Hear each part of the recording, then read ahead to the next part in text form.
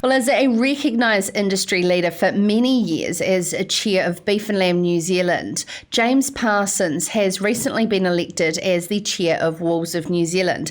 The Strong Wool marketing and export company has recently released its post-COVID strategy. And of course, I'm most interested to hear his thoughts on the latest Wool Working Group vision and strategy, and joins us now from the Wool's of New Zealand office in Christchurch. Good evening, sir. Good evening, Sarah. Nice to talk to you. How does it feel being back in a chair position of a significant company in New Zealand?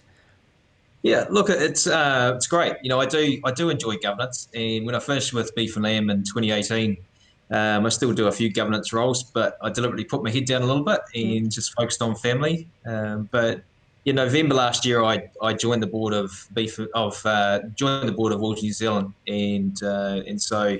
More recently, just took over the chair just last month. So, no, it's great. It's good to get back in the saddle again in a way, and try and make a difference on behalf of growers in the sector. So you've been on the board for some time. Of course, Rebecca Smith stepped in there initially as chair for the interim period. Being a part of the board strategy and vision, what would you like to continue and see strong for Wool's of New Zealand? Yeah, so I've been in the chair for about a month now, and I guess obviously was on the board for a few months before that. I think that things that Wool's New Zealand does well, and it's probably maybe a point of difference as opposed to a lot of the other wool export marketing companies, is just our relationships further along the supply chain. And so that's something that attracted me as an investor in Wool's New Zealand years ago when it first started out. And it's just trying to reach beyond, just get outside of that broker model where we're sort of just been like a merchant and a commodity trader. So there's a reasonable percentage of the clip that we transact on behalf of growers, our grower shareholders, is in the more branded Wool's New Zealand branded products, and so we see that as really positive. But there's still a big portion that we do in commodity, and that's not where we want to stay. I guess the opportunity, Sarah, is around how do we extract more value out of that, and so really the ultimate is to get closer to the consumer. And at the end of the day, growers are really just hanging out to tell their story. And so how do we enable that? Do you believe strong wool farmers have the appetite to invest to the level they need to in marketing levy form to grow that relationship with brand? Yeah, I think it's a difficult one to answer, because I think that the caveat on that is if there's a compelling proposition. And if I describe strong wool growers, and I empathise with this because I am one myself, is they've heard lots of narrative, and they're struggling for a bit of self-belief now. And so, but however, I would say that if there was a clear value proposition and it was something that was different as opposed to just the same old, I believe that growers would invest. Not all, but there would be enough that would say, we've got to do something. And I'm certainly one of those passionate growers that wants to do something. That's why I got involved. Is it because we've got to do something because of crisis point? You're obviously involved over a period of time with the meat and wool and then beef and lamb, and seeing that levy vote fall on its face. And should there have been an investment period at that time? There's a lot of criticism that strong wool farmers, risk equals reward. And so if you don't invest, then you don't get that back. And we're certainly at a critical point now. Yeah, look, I agree. And again, it comes down to that self-belief. And so it's easy to say we need to have more self-belief, but there needs to be, clear leadership. There needs to be a clear proposition. And then that growers, if they were to invest more, they need to be able to weigh that up. I guess the Wool's Meat and Wool New Zealand, if we go back to 2009, and I was a fresh director on then Meat and Wool New Zealand board. I'd only been on a few months, and then the wool levy vote went up alongside the sheep meat levy and the beef levy, and things are at a bit of an all-time low there, and so farmers did kick that for touch. I've talked to many farmers since that say that was actually a big mistake. They never realised quite what they're doing. They were sending a message, and understandably. So of course, we haven't ever been able to. There's been additional attempts to try and get a wool levy going again. I'm not sure whether growers would support it now, to be honest. I wonder if too much water has passed on the bridge. That doesn't mean all is lost. but at the same time, there needs to be some real efforts by those that are operating in the sector to do something. But if you don't invest in your future, aren't you just preparing yourself to be a price taker for the rest of your future going forward?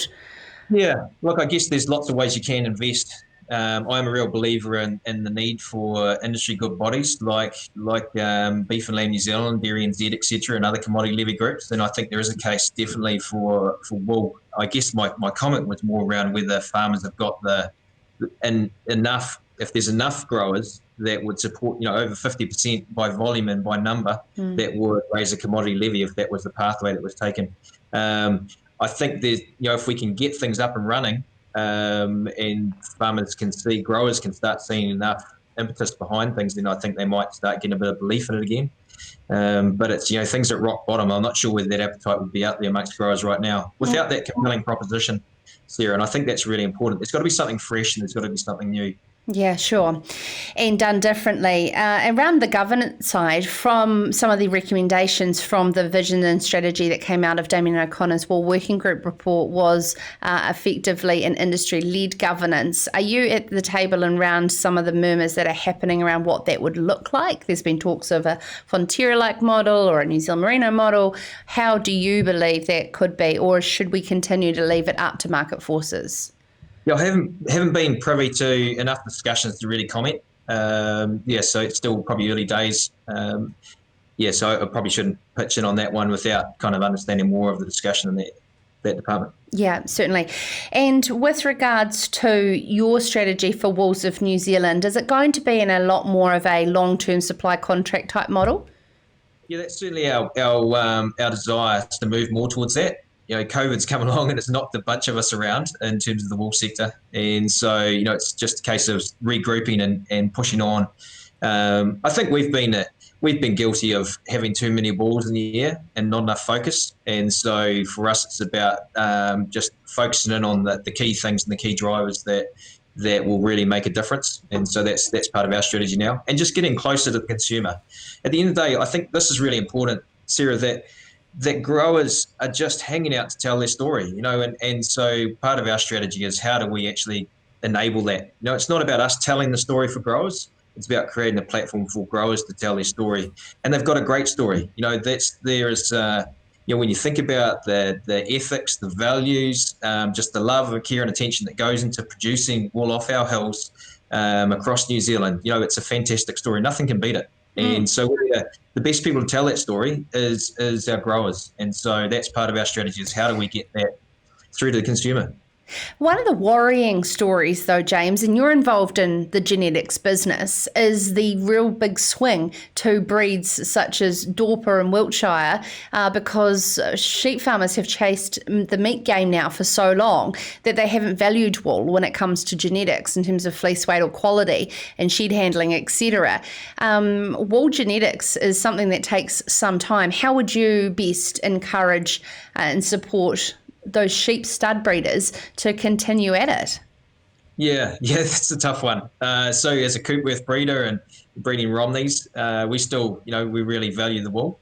But it's hard to keep saying to ram clients that you need to keep chasing the wool when the money that they are receiving is so poor. So I can understand some of them going that way. I personally have always held the faith around wool, and that's why I've got involved more recently in terms of what I'm doing now. Look, I think it's at the end of the day, we're seeing a real dip now where the cost of shearing, the cost of harvesting is exceeding the returns you're getting. But that's it's been a more recent phenomenon. I think we'll bounce back out of this, and but the real opportunity is to obviously get the price up per kilo at the farm gate significantly. So it's actually becoming a real money earner. I think back to my dad when I was a kid growing up. He used to structure his mortgage payments 6 monthly, which aligned with his wool check, being second share and main share. It's changed significantly now. I have a similar story. At boarding school, I was only allowed to get clothes once a year. My mum would make me go in and lay by all the clothes. So then when the wool check came in, she'd come to Dunedin and go around the stores. Fantastic. So we all totally know how much it is such a big part of farming businesses was, and would love to see it into the future. James, on behalf of the audience, we all wish you the best of luck from the bottom of our hearts, because we genuinely look forward to the journey that you're on being a positive one. Yeah, thank you, Sarah. Yeah, appreciate it. And a great man to be at the helm, James Parsons, of course, former beef and lamb chair and a sheep and beef farmer from Northland. And of course, as he said there, sheep stud breeder, Coopworth stud, so intimately has a passion for wool, strong wool, that is. This is Sarah's Country.